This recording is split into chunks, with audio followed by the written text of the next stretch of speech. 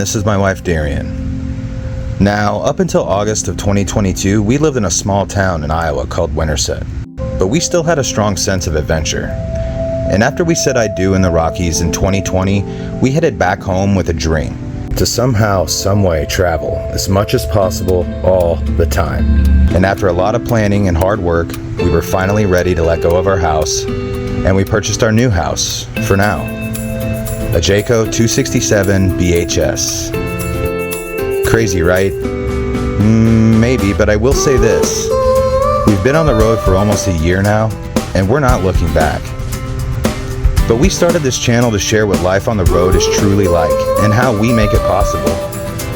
We'll share our real life experiences, and that means the good and the bad.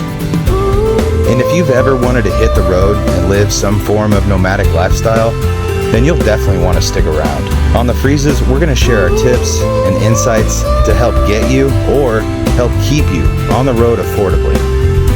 We're talking RV parks, state and county parks, BLM Lands, boondocking, dry camping, off-grid, onshore, overnights at rest stops. Yes, we're going to share all of our best and worst locations and all the exploring we get to do in each new area. So if that sounds appealing to you, great, because we plan on sharing it all right here. So whether you're an RV vet, a rookie, or curious about the life and how you could make it happen for yourself, our channel has something for you. So don't forget to subscribe so you don't miss our new videos, and let's jump right into today's episode. Tell me that you're ready to go. Very excited to bring you with us. Always moving, but we're never moving too far. The drives are okay when you get to, see things like this. Get caught up on some podcasts, and it's fun to talk on the walkies with Dare. These times always pass pretty quickly. It sucks not having Dare in the car, but we love having the 4Runner as an extra vehicle. And as much as we boondock, we really love having that as our scout vehicle. So that's how we like to travel. I just sit back and enjoy it. So I heard some noise. I thought it was like a Harley bike, but it turns out that the planes over here are coming out.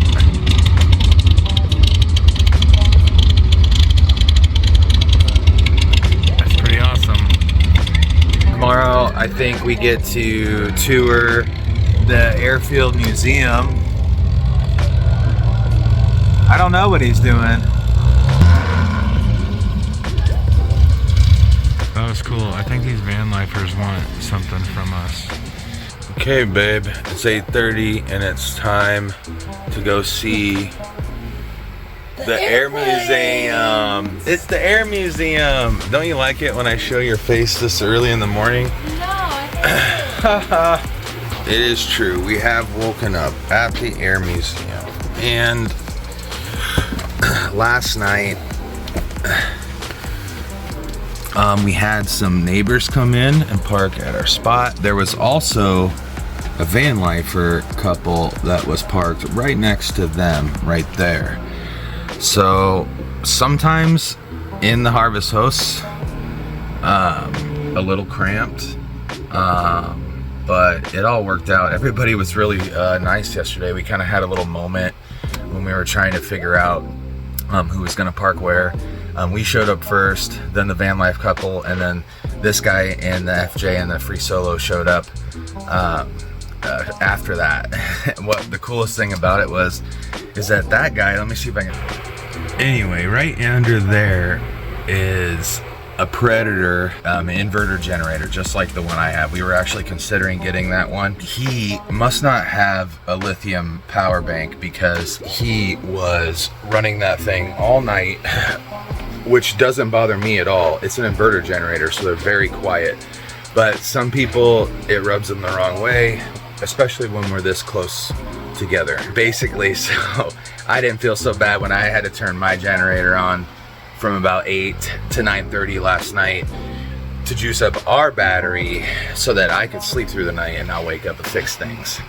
And here we got basically the same scenario every morning. Sergi Roberto Jr. and then classic dare.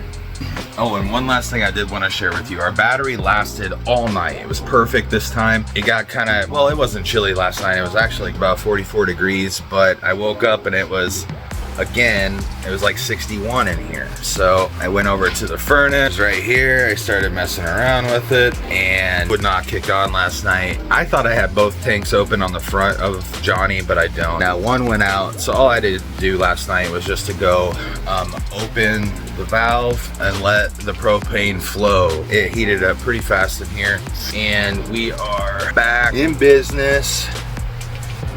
Wondering if this guy right here is gonna go on that air tour with us, or if he's gonna skate out of here before 10 o'clock like we heard the reviews say, that you're really missing out if you leave here before you do the air tour. And that's pretty much why we came here. Completely drenched me. What the hell did you just do? I had this facing up. It just flew all in my, look at my shirt and my pants. It just freaking shot all over me. What are you trying to do here? I'm just gonna wet my hair and throw some mousse in it. Yeah. I don't want to wear it as a bun on my head anymore, but I don't want to wash it. Yeah, I put my hair back too, honey. And I put a hat on. Okay, babe, time to go get educated. Harvest host, so this was free. Yep. To stay. We pulled in next to this hangar over here. Free to stay, free admission. Running the generator all night is fine, but we didn't have to. They seem like really cool, easygoing people and a cool spot, so we're about to roll up on it, and we're excited to bring you with us.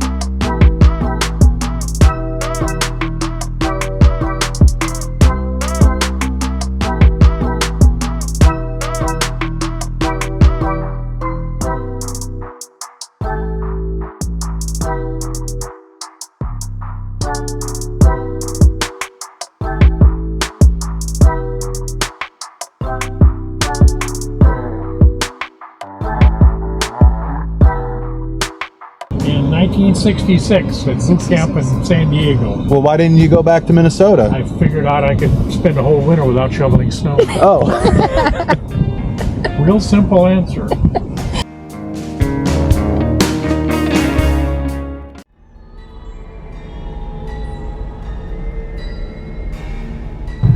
Alright everybody, I wanted to expose the truth. California's dirty little secret. Oil.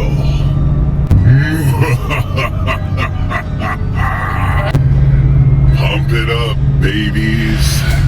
Chug-a-lug, a chug-a-lug. Me and Big Johnny just caught you, California. You can talk about all your solar and all you want, but I know your dirty little secret. We've been driving for a solid minute and 10 seconds and they are still everywhere.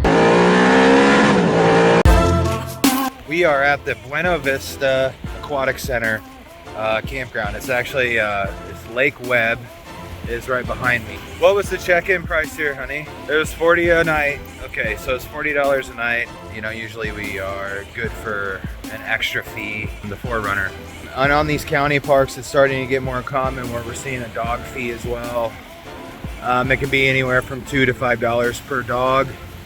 $15 per night for an extra vehicle. They won't even count the Tundra as a tow vehicle. You know, as a traveling family, we have 2 vehicles. That fee is really meant for someone local that's trying to get extra people here and get out of fees, not for the camper. Our 4Runner travels with our family. It should not count as an extra vehicle. That's ridiculous, but it does. And then I just wanted to show you that it's not all great. You know, you get done, you pay the fees. I'm paying money for my dog for some reason. Money to park my 4Runner in a spot that has plenty of room for it. And then you also have beaches like this. So I'm paying extra dog fees. See, oh yeah, we got a shoe here.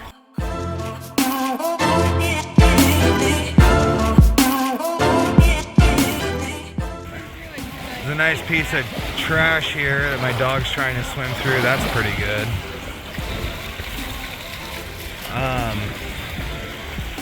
Yeah, there's plenty of fishing garbage up here. Looks like they had a good time over here. So, it's not all beautiful. We are not against fees, but these parks that aren't for the people, that are for the fees, are getting exposed. Not okay. I mean, even though if you can look past that, which we normally do in a lot of places, you still get stuff like this. Just don't look too close. Right, honey? Right.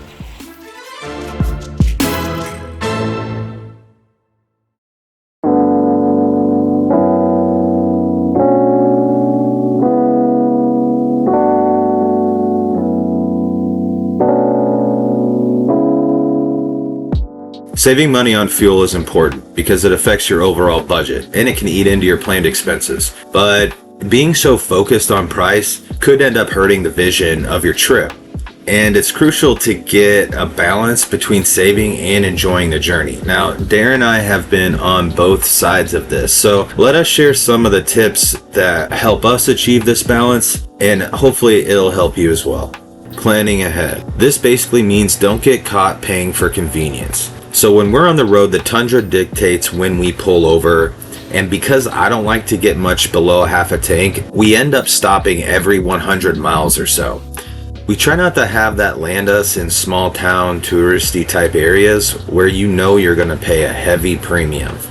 Planning ahead also includes filling up the truck without the trailer the day before move day. Filling up the truck without the rig is easier, right? We would all rather do that. But what I've found that I do is I've left sites rig in tow, needing gas, and it more often than not turns into me choosing a gas station that's easy to get my rig in and out versus choosing the best price fuel. So we recommend getting your tow vehicle out before move day starts, coming back, hooking up, and then beginning your journey. That's been working out best for us. Gas apps. Now, if you haven't been using Google Maps or Waze as an initial first search just to get an idea of where the cheapest gas may be, you need to start doing that right away.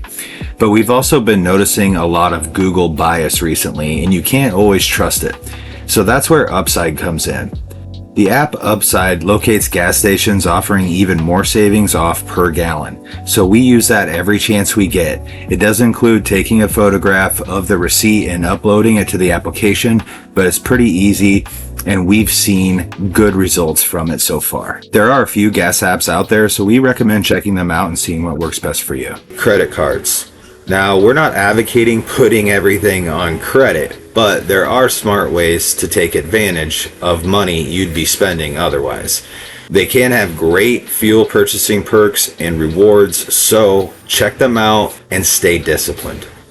Ride our bikes. Now, Dara and I have over 320 miles on our bikes since we bought them in November of last year. So that equates to around a tank of gas in the 4Runner for us. And you could stop the comparison there, but that also took us 36 hours of time to achieve that many miles on our bikes.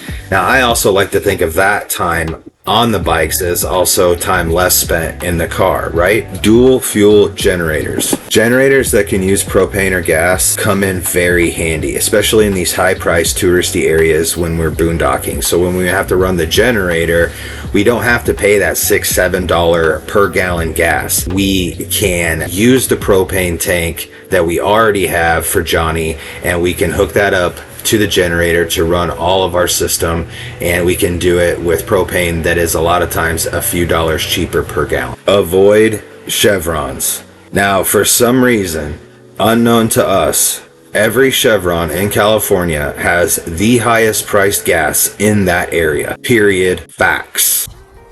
Okay. I just wanted to touch base with you guys. We are at the 43 Ranch. It's an olive farm. Over there are all the olive trees. It's very, very pretty here. Extremely wet. It's been raining non-stop today once again, but also we are sharing this harvest host with another Airstream over there.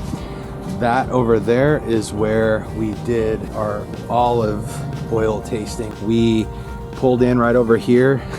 We have this issue here. This happens quite frequently in this rain. We just talked to the owner in there, and they said they've had 20 inches of rain when they've normally used to having 6. We're inside, staying warm, watching some YouTube, learning about the area. But as we're doing that, it's getting colder, about an hour and a half away from sunrise. So I'm gonna go ahead and get the generator out and get that set up. But here's the crappy thing about what we're about to do and why having an onboard generator would be awesome. But so I'm about to pick up this heavy thing that probably weighs, I don't know, close to 100 pounds, if not 100, but it's got a full tank of gas in it as well. Normally I just drop it right onto here, but this is a soppy mess. So this is suck. All right, so now what we'll do is we'll slide this, position it underneath the slide, try and keep it a little bit out of the rain for tonight. You can buy a tent for this. I looked it up. The little tent that says Champion on it was like $220. I'm like, no thank you. So this has been working just great. Okay, so when our lithium battery runs out, I'll get a beep inside. When it beeps, it's usually at around like 10.4 volts. I'll come out here, just plug this guy in. Does that work? Unplug it from our inverter there and just plug it directly into the generator here. Okay, now we are set up for tonight. We have plenty of charge still on the battery. It is very important when you're boondocking. When our host Greg came to get us for the tour and tasting, we weren't prepared to film it properly, but we did manage to take a few photos, and we still wanted to share the experience. We didn't get to see the machines in full process because they only do that twice a year, but Greg was great at explaining everything to us, from the cooking olive oil all the way to the normal finishing olive oil. Oh, and when you're trying real extra virgin olive oil, the only way to taste it is straight up in shot form. That's right, there's no bread, no Parmesan, just the oil and a shot glass. So you have been warned. We did end up purchasing a tin of oil, the lemon. We also got a great salad dressing recipe on our way out. Now, having gone through that process at the 43 Ranch, Darian and I definitely have a better understanding and a better appreciation of what we're seeing on the shelves. Next time on the Freezes, our journey through California continues, and we have harvest host number 9 on deck. Passion Christmas Tree Farm. And guys, this location was surrounded by redwood groves and obviously pretty special. And we do finally make our way back to the coast, where we might have found our favorite location and area so far. So be sure to tune in next week. And if you want to reach out to us, you can always engage us in the comments or send us an email, and we'll have that for you in the description below. So take care, everybody, and we'll see you in the next one.